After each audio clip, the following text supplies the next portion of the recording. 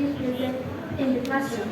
And this takes a lot of time. Like in online classes, you do not have to go anywhere, you have to attend class from any part of the world. So, in this way, online learning is the best way to save time and invest that time in other classes.